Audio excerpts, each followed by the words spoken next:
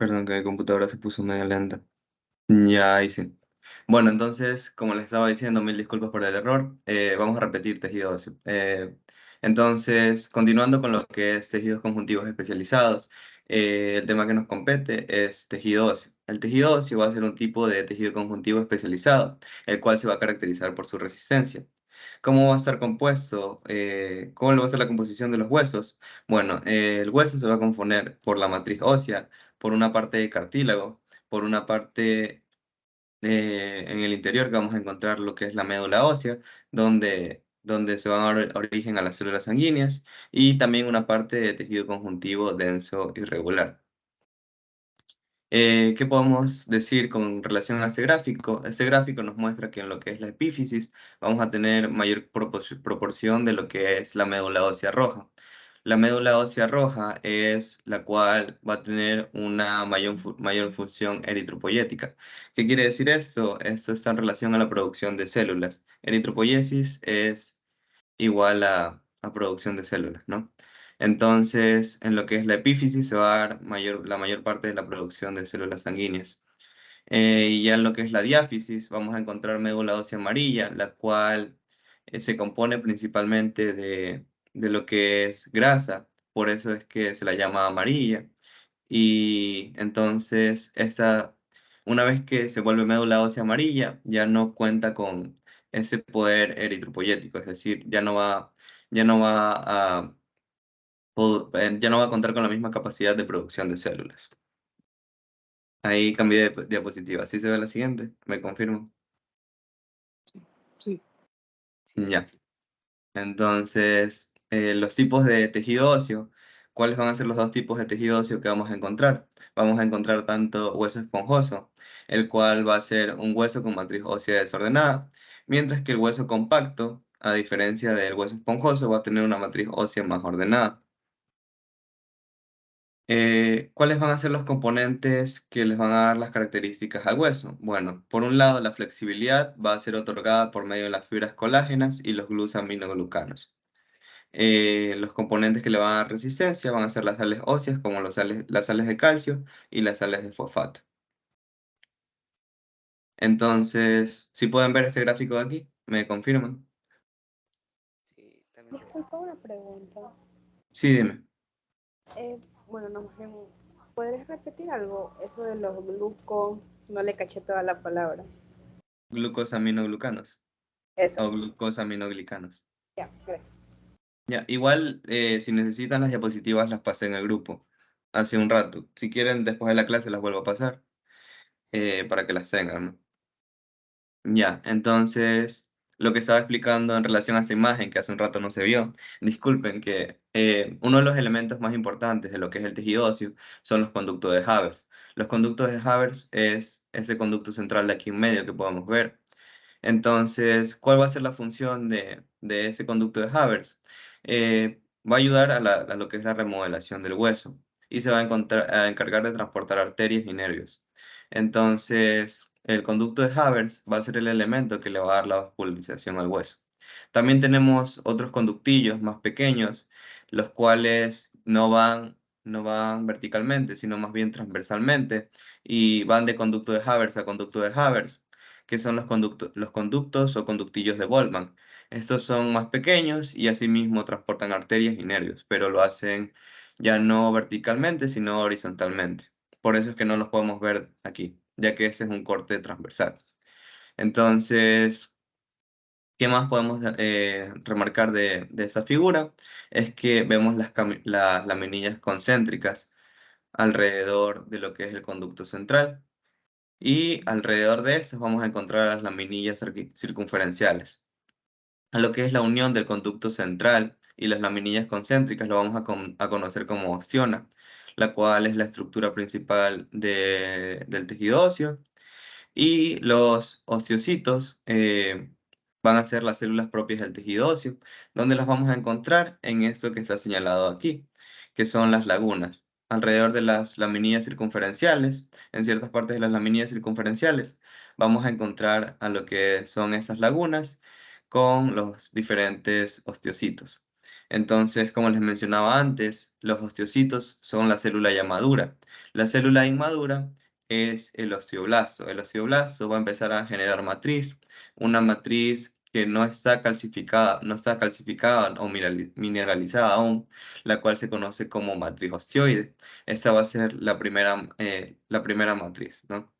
Entonces, una vez que esta matriz producida por el osteoblasto ya se mineraliza o ya adquiere mayor durabilidad, por así decirlo, em, se convierte ya en matriz ósea, ya no pasa de matriz osteoide a matriz ósea. Y una vez que pasa eso, ya pasa de osteoblasto a osteocito, ya la célula madura.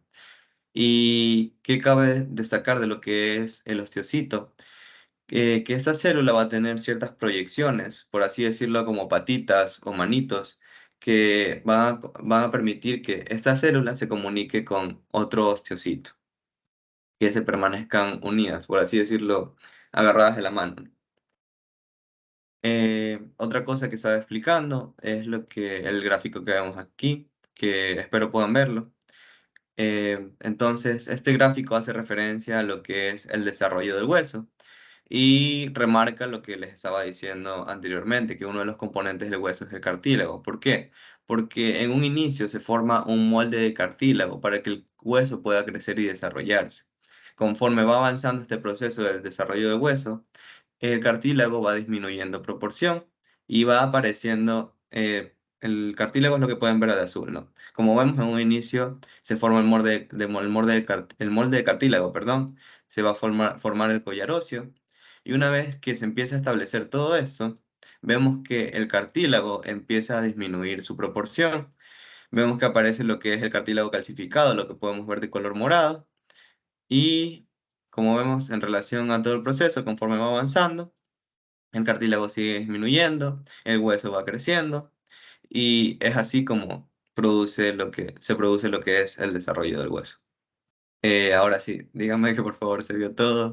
¿Alguna pregunta en relación a lo que estaba hablando? No, ahora sí se vio toda la diapositiva. Ya. No hay ninguna pregunta, ¿no? Entonces, podemos seguir con tejido sanguíneo. Ya. Entonces, lo que les estaba diciendo de tejido sanguíneo. Tejido sanguíneo es el último tejido conjuntivo especializado. Este va a ser un tipo de tejido conjuntivo líquido que va a viajar por medio de los vasos sanguíneos tubulares. Entonces, aquí Saladin hace una diferenciación importante o remarca algo importante. ¿Por qué el tejido sanguíneo es considerado un tejido conjuntivo? Ya que no cuenta con las mismas características del hueso, por ejemplo, su durabilidad. Incluso el tejido sanguíneo es líquido. ¿Por qué se lo considera como un tejido conjuntivo? Entonces, como sabemos, el tejido conjuntivo cuenta con lo que es una matriz, ¿no? Entonces, esta matriz se compone tanto de células como de sustancia fundamental. Y con esta característica es precisamente la que cuenta el tejido sanguíneo, como podemos ver en la imagen de aquí. Lo que es el plasma, una vez que centrifugamos una muestra de sangre, vamos a ver que la vamos a dividir en dos partes. Bueno, una tercera, pero es pequeñita. Entonces, vamos a tener por una parte al plasma, que va a ser la sustancia fundamental. Dentro de esta sustancia fundamental vamos a encontrar las diferentes proteínas, y en otra parte vamos a encontrar al hematócrito o lo que se conoce como elementos formes. Entonces aquí vamos a encontrar a todas las células. Entonces efectivamente cuenta con la característica de un tejido conjuntivo que cuenta tanto con elementos formes como sustancia fundamental, correspondiendo así a la matriz. Y lo que vemos en medio es una pequeña capa leucocitaria, donde encontramos todos los glóbulos blancos. Acá en su mayoría encontramos en lo que es glóbulos rojos. Entonces, ¿cuál va a ser la función del tejido sanguíneo? Su función principal va a ser el transporte de células. En relación a lo que es sustancia fundamental, células, vamos a encontrar que tiene mayor cantidad de sustancia fundamental que de células, como podemos ver aquí. Tiene un 55% de plasma, lo que corresponde a sustancia fundamental, y un 45% de elementos formes. En estado líquido va a carecer de fibras. Como ya sabemos, en general el tejido conjuntivo se compone de fibras. Entonces, en lo que es en el estado líquido, el tejido sanguíneo va a carecer de fibras, pero al momento de que se coagule la sangre, se van a formar fibras de proteínas. Otra cosa es que, otro dato importante, perdón, es que el tejido sanguíneo va a ser producido por el tejido conjuntivo de la médula ósea y los órganos linfáticos. Como les estaba mencionando en el capítulo anterior, lo que es tejido óseo. Lo que es la médula ósea roja va a dar origen a todas las células sanguíneas. Ahora, vamos a revisar los elementos formes de la sangre, que son los que podemos ver aquí. Entonces, los eritrocitos o glóbulos rojos, por sus siglas en inglés, Red Blood Cells, son todos esos que pueden haber aquí en mayor cantidad, los que vemos como discos con un centro blanco. Entonces, estas van a ser las células más abundantes, van a ser discos de color rosa con un centro delgado, pálido y sin núcleo. Los glóbulos rojos o eritrocitos van a ser células anucleadas. ¿Cuál va a ser su función? Su función va a ser encargarse de transportar lo que es oxígeno y dióxido de carbono. Por otro lado, también vamos a encontrar a lo que son los leucocitos o glóbulos blancos, por sus siglas en inglés, White Blood Cells. Estas van a cumplir o van a estar en relación a lo que es las funciones de defensa contra infecciones y enfermedades. Estas van a viajar de un órgano a otro por medio de la circulación, eh, pero van a pasar su mayor parte de la mayor parte de su vida en el tejido conjuntivo. Por eso es que son células transitorias, porque no se quedan permanentemente en el tejido conjuntivo, sino que migran dependiendo de dónde se los necesiten, ¿no? En el caso de que haya una herida, una infección o diferentes procesos inflamatorios. Los leucocitos o glóbulos blancos van a tener un mayor tamaño y un núcleo más prominente en relación a los glóbulos rojos, como podemos ver aquí. Eso de aquí sería un glóbulo blanco, eso de aquí también sería un glóbulo blanco, y en general los que vemos más grandes son glóbulos blancos. Va a haber de diferentes tipos, vamos a tener trombocitos, neutrófilos, neutrófilos, linfocitos y monocitos, cada uno con sus características especiales, pero eso es algo que revisarán más adelante en lo que ya es la carrera. Otro elemento también, parte de los elementos formes, son los trombocitos o plaquetas. Estos van a ser pequeños fragmentos de células dispersas entre las células sanguíneas. Van a participar en lo que es la coagulación y los mecanismos de hemostasia. Es decir, que van a ser en relación a todos los procesos que tengan que ver con la pérdida de sangre y van a tratar de impedirlos. Además de esto, van a secretar factores de crecimiento que van a actuar directamente en el vaso sanguíneo, ya sea para su crecimiento o mantenimiento. ¿Alguna pregunta en relación a lo que es tejido sanguíneo? Si no, para seguir con membranas.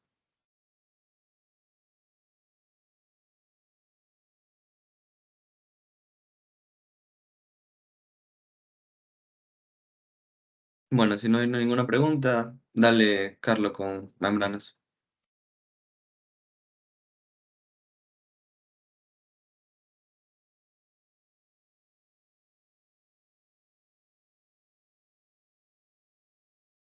Hola, hola.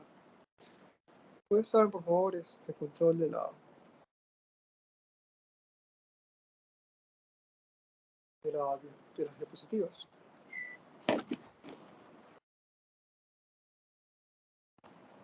Bueno, si no controlo tú. ¿Sí me pueden escuchar?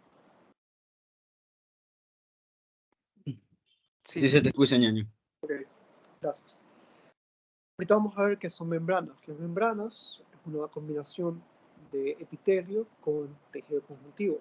Vamos a encontrar una lámina epitelial, o sea, una capa de epitelio, y por debajo de esto vamos a tener el tejido conjuntivo, que puede ser, como explicamos en la clase pasada, puede ser denso, puede ser laxo. Tenemos 4 tipos de membranas: la membrana mucosa, la membrana serosa, la membrana cutánea y la membrana sinovial.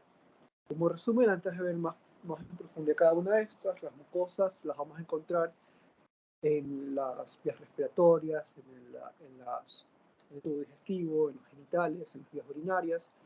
La serosa la vamos a encontrar cubriendo ciertas cavidades como la pleura, el peritoneo, pericardio. La cutánea vamos a encontrarlo en la piel. Cuando ustedes le digan el término cutáneo, tienen que relacionarlo siempre con la piel. Y la sinovial la vamos a encontrar en las articulaciones, como el codo o la rodilla, que va a contener el líquido sinovial. Siguiente, por favor. La membrana mucosa, cada membrana de las que he mencionado tienen dos funciones. Primero va a ser cubrir, y cuando uno cubre algo también lo protege de cierta manera. Entonces las funciones de las membranas van a ser cubrir y proteger lo que estén cubriendo, lo que estén rodeando. La membrana mucosa se caracteriza por estar siempre húmeda, porque va a estar lubricada por secreciones de ciertas glándulas. Por ejemplo, en el tubo digestivo, la parte de la cavidad oral va a estar lubricada por la saliva. Las vías urinarias van a estar lubricadas, también no se va a lubricar no solo por las secreciones glandulares, sino también por secreciones de cualquier de otro tipo de tejidos o de órganos. Por ejemplo, las vías urinarias pueden estar lubricadas por la orina, por el semen. Entonces la membrana mucosa, la característica principal es que va a estar húmeda. En esta membrana, el tejido areolar se lo va a conocer como lámina propia. El tejido areolar es el que vimos la clase pasada, que es el tejido conjuntivo laxo, que va a tener una poca cantidad de fibras y una mayor cantidad de sustancia fundamental. Lo más importante que creo que les van a poder tomar en el pre, ya que es solo teoría, es el tipo de epitelio que vamos a encontrar en diferentes partes. En el tubo digestivo vamos a encontrar epitelio cilíndrico simple. Sé que ahorita es más difícil de visualizarlo, pero es de aprendérselo por ahora de memoria, ya que no les van a tomar la parte práctica, no van a poder ver en las placas cómo se ve un epitelio cilíndrico simple, pero es lo que menciona el libro. El tubo digestivo va a ser epitelio cilíndrico simple, la mucosa de la boca va a tener un epitelio pavimentoso estratificado, y la mucosa de las vías urinarias va a ser un epitelio de transición. Por ahora es lo importante que tenemos que aprendernos, es de ellos, son los tipos de epitelio. Con todo, y ahorita vi que el grupo les pasaron las especificadas para que puedan revisarlo mejor. Siguiente, por favor. La membrana serosa la vamos a encontrar específicamente en tres lugares, que son la pleura, el peritoneo y el pericardio. Estas son ubicaciones del cuerpo donde va a estar esta membrana. La función también es aparte de cubrirla, va a ser de lubricar, porque son las que están relacionadas con bastante fricción. Por ejemplo, la pleura es lo que cubre los pulmones, el peritoneo es lo que cubre a gran parte de la cavidad peritoneal, donde se van a encontrar la mayoría de órganos del vientre. Esto ya entra parte de macro. El peritoneo lo que va a cubrir son los intestinos, el estómago, casi todos los órganos que van a encontrar dentro del vientre, con excepción de los riñones, el páncreas o la parte inferior del recto. Y el pericardio, que es lo que cubre al corazón. Estas zonas van a encontrarse con cierta fricción entre las membranas. Por ejemplo, cuando respiramos, nuestros pulmones se expanden, el corazón se contrae con cada latido, por ejemplo. Entonces hay una gran fricción. Y una fricción es, por ejemplo, cuando yo tengo mis manos y yo las froto de esta manera, se genera fricción, y esta fricción puede a la larga dañar los tejidos. Por lo tanto, esta membrana va a secretar un líquido que lo conocemos como líquido trasudado. Y la función de este líquido trasudado va a ser mantener lubricadas estas membranas para que el roce no genere que se rasguen. El tipo de tejido, el tipo de células que vamos a encontrar aquí va a ser un mesotelio, que es una fina capa de células que va a estar sobre el tejido conjuntivo areolar. Como mencioné, es el tejido que va a tener bastante sustancia fundamental y no va a tener pocas fibras.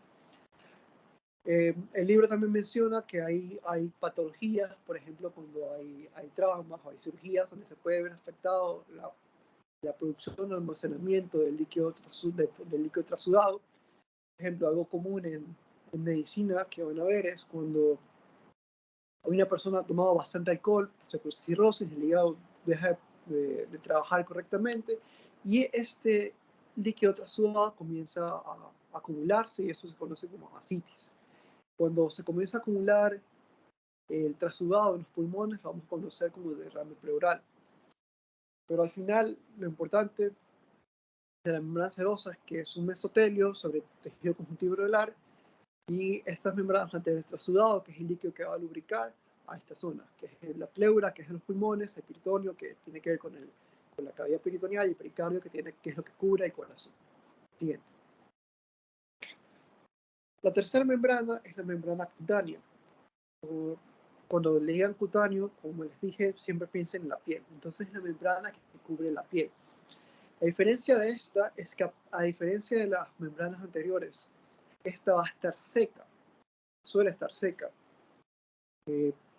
Dice suele ser seca porque a veces se puede estar húmeda por medio de su sudor, pero el punto es que suele estar seca y suele ser gruesa e impermeable. Aquí encontramos el tipo de epitelio, va a ser epitelio pavimentoso estratificado, queratinizado. Esto de queratinizado es importante mencionarlo porque va a haber ciertos tejidos que van a pedirles el nombre exacto, van a pedirle, ¿es queratinizado o no? Queratinizado implica la presencia de queratina, que es una sustancia que le da dureza a los tejidos y la vamos a encontrar en las uñas, en el cabello, en la piel. Entonces tenemos aquí en la membrana cutánea va a ser epitelio pavimentoso estratificado, queratinizado, más una capa por debajo de esta de tejido conjuntivo alveolar. Les repito, es el tejido conjuntivo laxo que suele tener pocas fibras y gran parte y va a tener una gran cantidad de células como fibroblastos y la sustancia fundamental. Y aparte va a tener, aparte de la capa de tejido conjuntivo alveolar, va a tener la capa de tejido conjuntivo denso. Aquí es donde, como mencioné, como vimos en la clase pasada, cuando pueden revisar las diapositivas, es la capa que tiene una mayor cantidad de fibras que van a estar ya sea en orden paralelo, si es que son tejido conjuntivo denso regular, o una forma irregular si es que no tiene la misma morfología. Por último, siguiente, por favor, vamos a tener la membrana sinovial, que es esta membrana, la vamos a Kevin, por favor, avanza. Esta membrana, la membrana sinovial, la vamos a encontrar en las articulaciones, como por ejemplo el codo o la rodilla.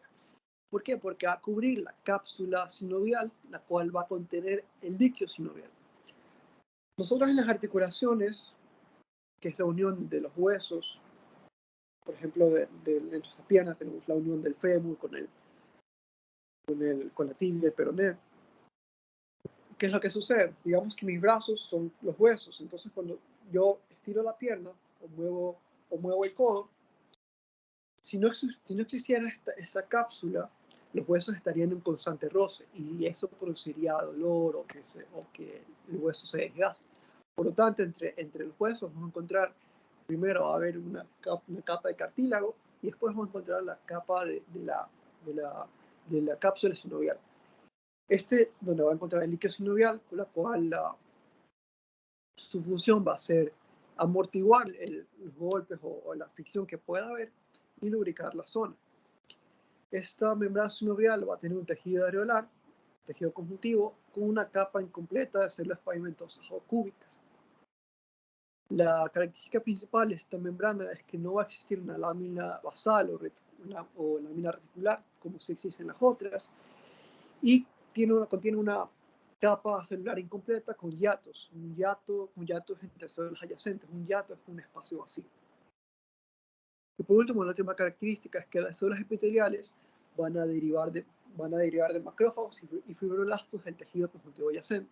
Los macrófagos son en este caso, son células que tienen una relación con el sistema inmunitario, que van a fagocitar, que van a absorber, por ejemplo, sustancias y desechos o cualquier patógeno que esté en el área.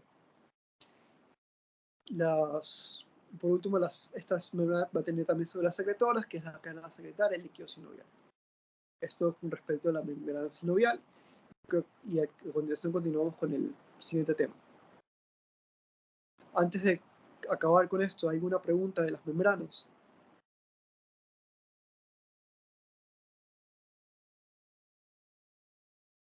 ¿Puedes repetir el dato de que la membrana cubre la articulación? Ok, la membrana, por ejemplo, como me faltó agregarles una imagen, ya se las paso en el grupo. Por ejemplo, ustedes tienen en la pierna, tienen en la rodilla van a tener, se unen los dos huesos y entre los dos huesos van a encontrar cartílago y que va a cubrir a los huesos y entre esas dos capas de cartílago vamos a encontrar la capa de la cápsula sinovial. La cápsula sinovial va a estar rodeada por esta membrana sinovial que va a secretar el líquido sinovial que permite amortiguar el roce que hay entre los cartílagos. Te busco una imagen aquí si quieres Sí, por favor. para que lo expliques mejor. Sí, esa es culpa mía, me faltó. No sé si has escuchado un ejemplo de la vida real. Los futbolistas, como los que juegan fútbol profesional, sufren un desgaste del cartílago. Por ejemplo, hay una historia, a mí me gustaba mucho ver a Batistuta jugar fútbol. Y Batistuta actualmente es un jugador de la Fiorentina, de hace como unos 20 años. Él actualmente es niño que le duelen las piernas porque de tanto correr ya el cartílago ya no existe. Entonces, cada vez que camina, los dos huesos chocan entre ellos, porque ya no posee cartílago y eso genera dolor. Y justamente lo que vemos Eso aquí... está bien, me confirmo. Sí, está bien, sí, está bien, está bien. Se imagina que las dos son... Sí, eso es una rodilla, me parece que es una... Bueno, no dice que es una rodilla, no, pero es la rodilla del codo, pero bueno. Una articulación sinovial, como vemos aquí, tenemos dos huesos, y entre los dos huesos vamos a encontrar primero cartílago, y entre los dos cartílagos vamos a encontrar la cavidad sinovial. Dentro de la cavidad sinovial encontramos el líquido sinovial, que sirve para lubricar y permitir que no exista, y tratar de amortiguar el roce que existe entre los huesos. Y esta cavidad sinovial es la que está rodeada por la membrana sinovial, que es la última membrana que mencionamos. No sé si con eso quedó claro o hay una pregunta más específica del tema de la membrana sinovial. Sí, todo claro. Gracias. Gracias a ti. Con eso terminamos el tema de las membranas y seguimos con el siguiente tema. Vale, entonces, antes de entrar a lo que es tejido muscular y tejido nervioso, Saladín hace una pequeña remarcación o nota acerca de que estos dos pertenecen a lo que se conoce como tejidos excitables. Si bien es cierto, todas las células o todos los tejidos tienen la capacidad de percibir y presentar una respuesta a estímulos, lo que es el tejido muscular y el tejido nervioso son los que magnifican esta acción o son los que mayormente reaccionan o perciben estímulos. Como ya sabemos, al momento de realizar un movimiento o a la hora de pensar, se necesita de una cadena de estímulos que permita todo eso, ¿no? Entonces, en sí, estos son los que son los tejidos excitables. Son aquellos que tienen la capacidad de percibir y responder a ciertos estímulos por medio de un potencial de membrana. ¿Qué es un potencial de membrana? Les voy a hacer una pequeña introducción, ya que esto es tema de primer ciclo, pero igual para que tengan una idea, ¿no? Entonces, lo que hace referencia a lo que es potencial de membrana, estamos hablando de una célula, ¿no? Eso de aquí sería la membrana celular. La membrana celular va a estar cargada. Normalmente en reposo va a contar con un potencial de menos 90 milivoltios. Entonces, este va a ser lo que se conoce como potencial de membrana en reposo. Cualquier acción o estímulo externo que cause que este potencial de membrana se altere va a generar un cambio en la célula, ya sea la entrada o salida de diferentes electrolitos, ya sea sodio o potasio, va a generar una respuesta y va a desarrollar que se desencadene un potencial de membrana. Entonces, no sé si me hice entender, es una pequeña introducción a lo que es potencial de membrana. Pero igual no se preocupen, que es algo que verán en primer ciclo, para que tengan una idea general. Ahora sí, seguimos con lo que es tejido muscular. Ya te doy permiso para que presentes, Juan.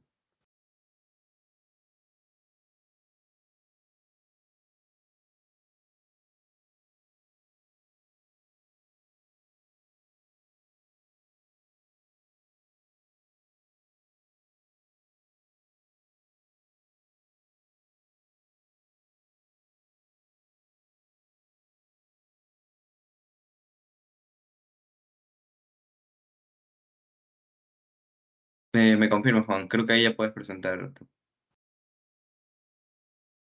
Sí, ahorita presento. Dale.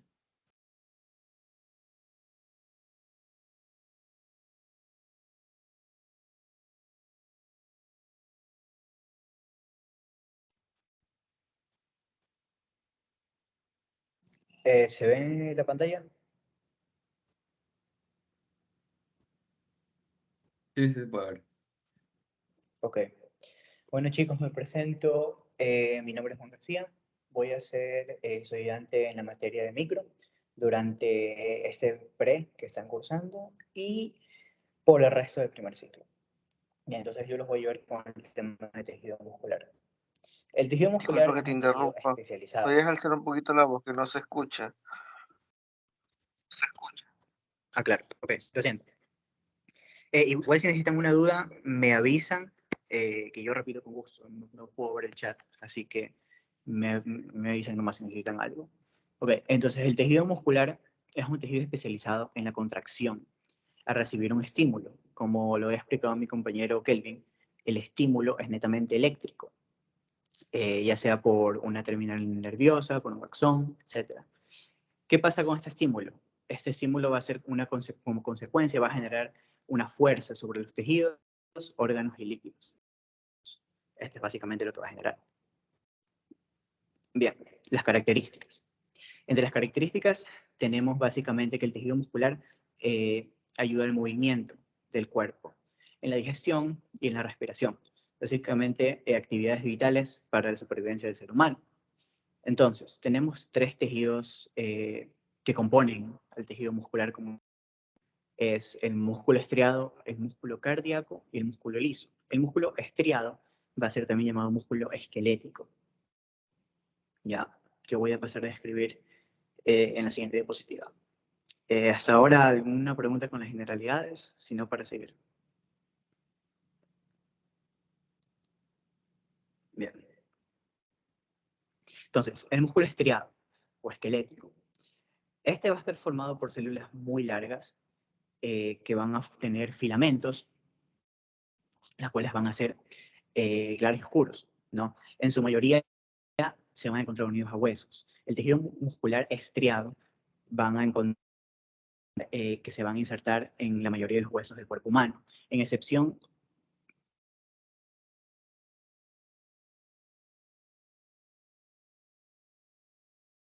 se van a dar cuenta que estos músculos van a estar insertados sobre otros músculos. Por eso es una excepción.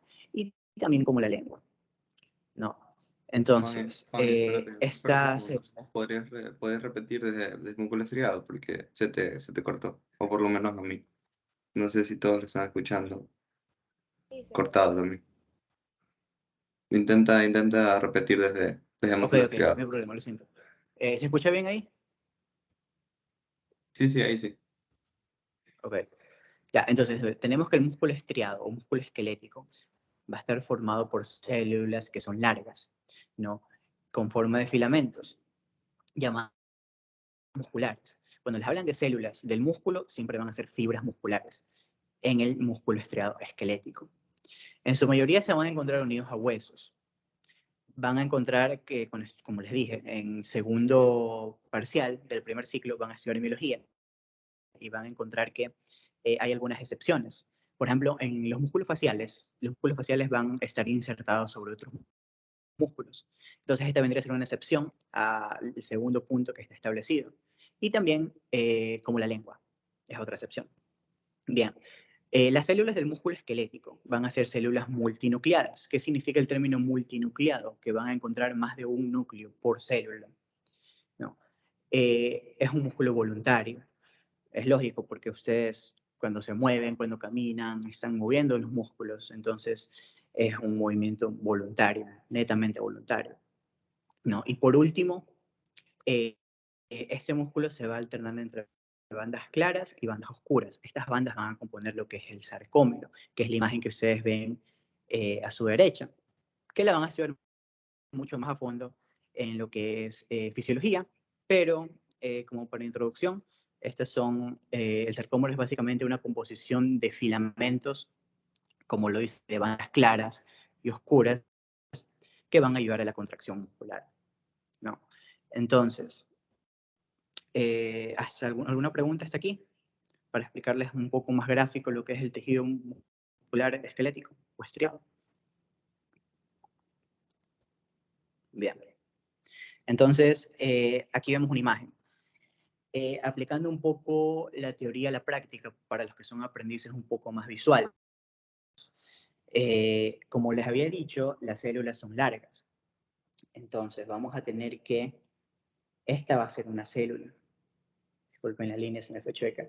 Todo esto va a ser una célula. Entonces, así mismo como lo de acá abajo, todo esto va a ser otra célula. ¿Me siguen?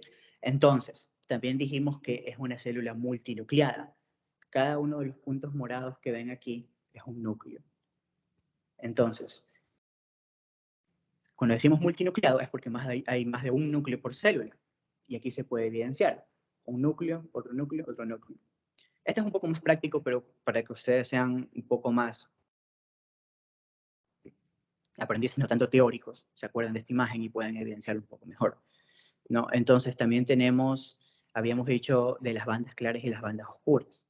En la segunda imagen se puede apreciar un poco mejor. Ven que está como rayado, cada célula está rayada, entonces estas van a ser las bandas claras y las bandas oscuras. Las bandas oscuras van a ser las líneas que se encuentran entre los espacios blancos, y los espacios blancos van a ser las bandas claras. Ya. Eso básicamente con el tejido estriado esquelético lo pueden identificar un poco mejor gráficamente, lo que es la teoría. ¿Alguna pregunta? Bien. Seguimos con el siguiente tipo de músculo, que es el músculo cardíaco o el miocardio. Bien, este tejido, como lo dice su nombre, solamente lo encontramos en el corazón. Va a presentar estrías, ¿ya? Me olvidé decirles, las bandas claras y oscuras que encontrábamos en el estriado esquelético también son estrías, ¿no? Estrías transversales se les llama. El músculo cardíaco también va a contar con estrías. Este músculo va a ser involuntario. Ustedes no pueden controlar el latido de su corazón. Es netamente biológico, ¿no?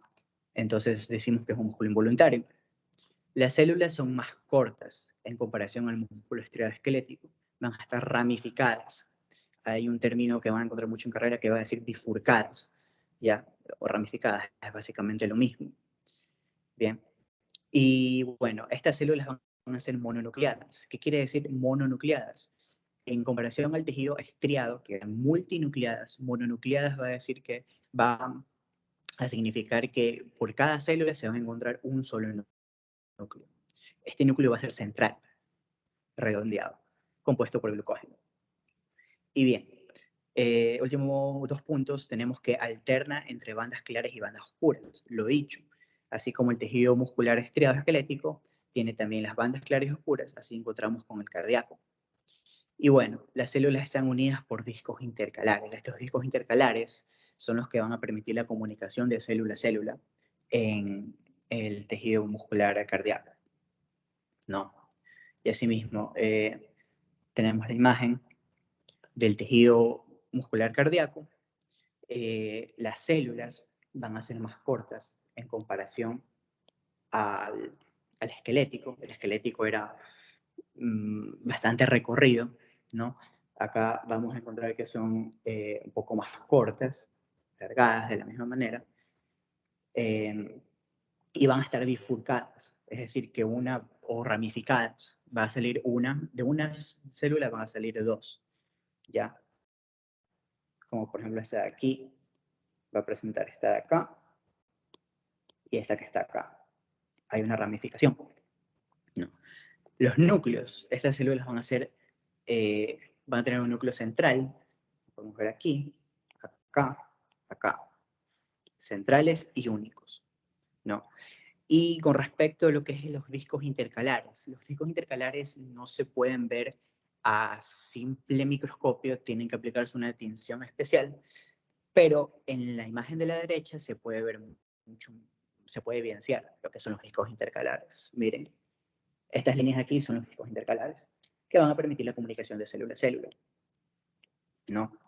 Y con respecto a las estrías, que también se pueden evidenciar en la segunda imagen, en la parte superior derecha, encontramos lo que son las estrías. Ven que está como rayado la célula, está rayada, asimismo también bandas claras y bandas oscuras.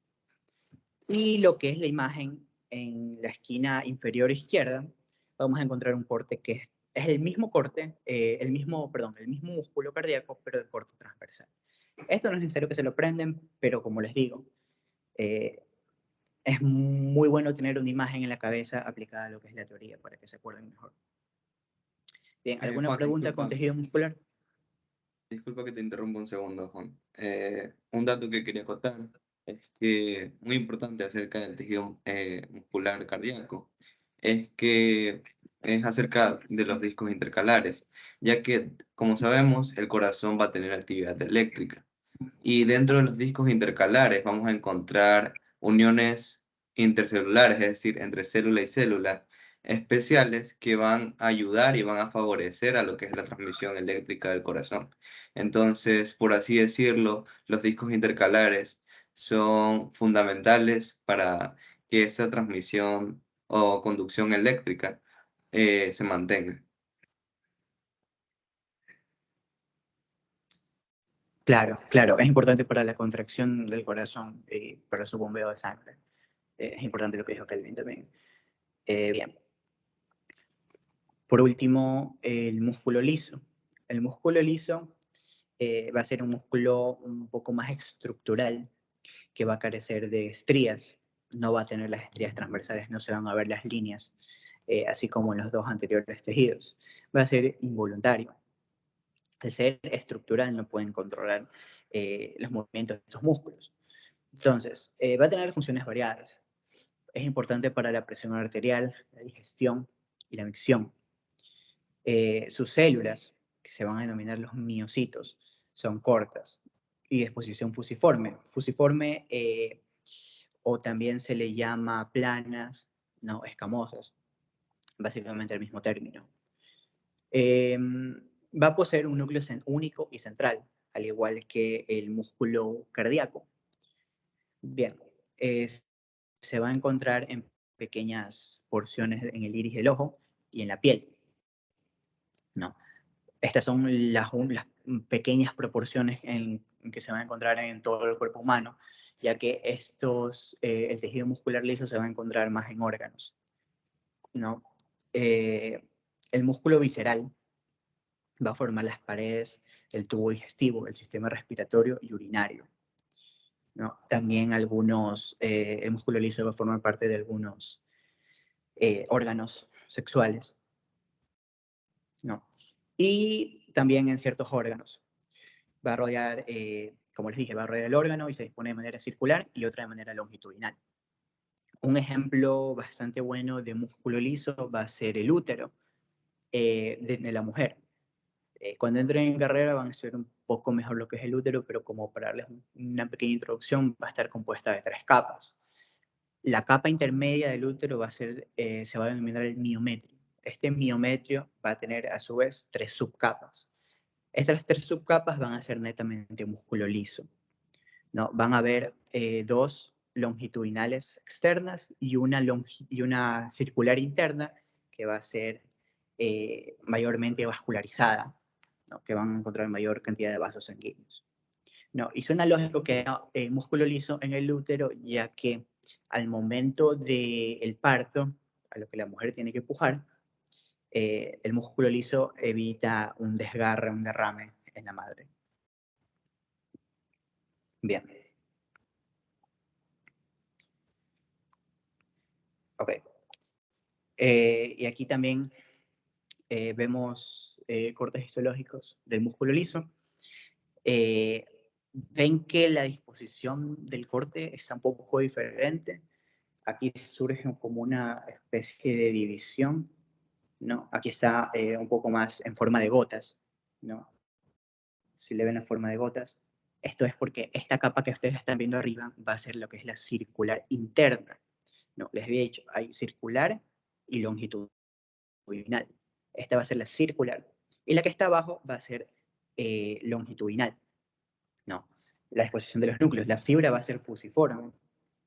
No se puede apreciar bien aquí, pero esta fibra se dispone de manera fusiforme, está un poco continua, pero ya saben cómo es la forma fusiforme, ¿no? Y bueno, en la imagen de la derecha, que está un poco más clara, se nota un poco mejor la división.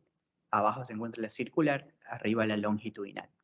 Y así mismo las células cortas, fusiformes y con núcleo único y central. ¿Alguna duda?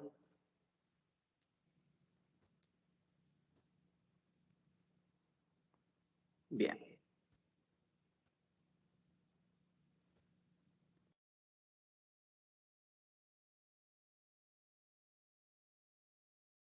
Yo te voy a presentar, Carlos.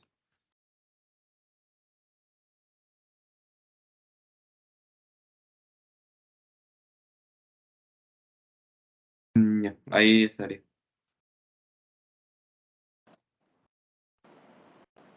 Hola, buenas noches, ¿cómo están? El último tema que vamos a ver hoy es el tejido nervioso. El tejido nervioso es un tejido en el cual se basa en la conducción de impulsos eléctricos que sirven para comunicar, para comunicar información dentro del cuerpo. Esa es la función principal, que es la comunicación interna. Cuando nosotros recibimos estímulos externos, por ejemplo, cuando nos toca a alguien, nosotros podemos percibir la presión, la cantidad de presión que se genera en nuestra piel, sentimos la temperatura, sentimos la vibración, sentimos el dolor. Todo eso es información que es transmitida por el tejido por el sistema nervioso hacia nuestro cerebro para poder serlo procesado. Y esto se lo da por medio de las neuronas, que son las principales células que vamos a encontrar en el tejido nervioso. Las neuronas, sí, por favor. Bueno, no importa. El tejido nervioso vamos a encontrar dos principales tipos de células. La primera, la principal, que es las neuronas. Y segundo, que vamos a encontrar las células de neuroglía. Lo principal que hay que saber de las células de neuroglía es una manera de organizar todas las células del tejido nervioso que no son neuronas, que podemos encontrar. En su libro no se las menciona, así que no hay que aprendérselos. Podemos encontrar los astrocitos, las células ependimarias, los oligodendrocitos. Esas células son las que van a dar soporte a la neurona, van a mantener todo en su lugar, son las que le van a dar los nutrientes a las neuronas, porque por sí solas no se pueden alimentar, son las que van a regular, por ejemplo, poder desechar los residuos que manejen. Y lo principal que hay que saber de las neuronas, por ejemplo, en esta imagen vemos una neurona que posee dos partes principales. La primera, que es el cuerpo o neurosoma, que es donde vamos a encontrar el núcleo con sus organelos, con su material genético, y que de este neurosoma, cuerpo celular, vamos a encontrar unas ramificaciones que podemos ver, por ejemplo, que parecen como que fueran ramas del árbol. Eso lo vamos a conocer como dendritas.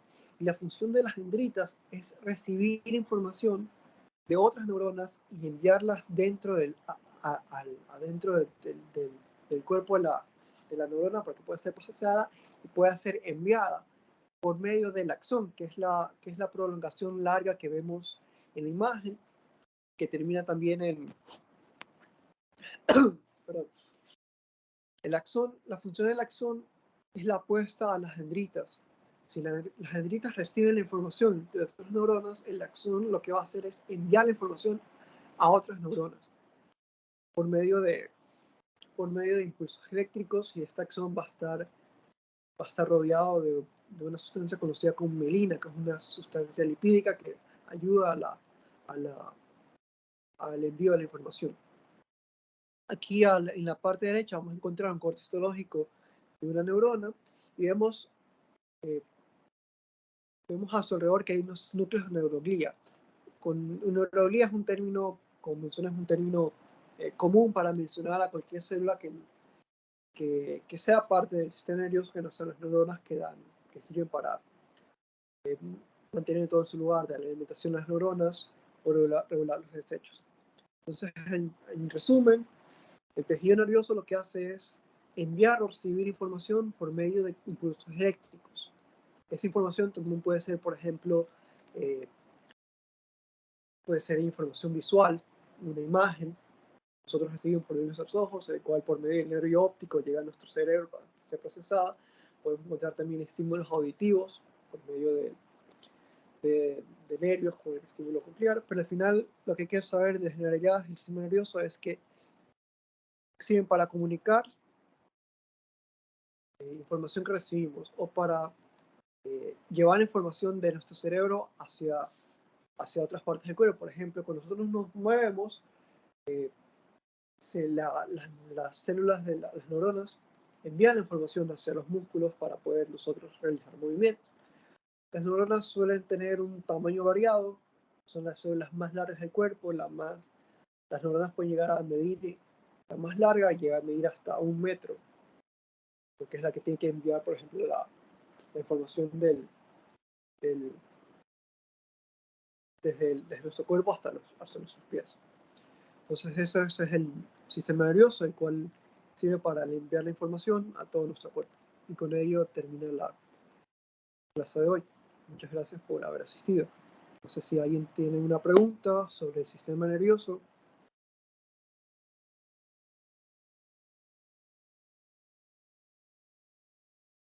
O alguna pregunta de los temas que se vieron antes.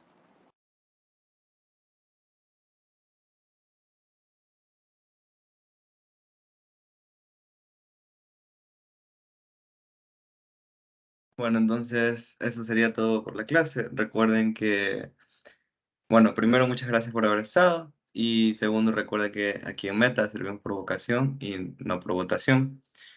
Entonces, como estaba diciendo Carlos, si hay alguna pregunta,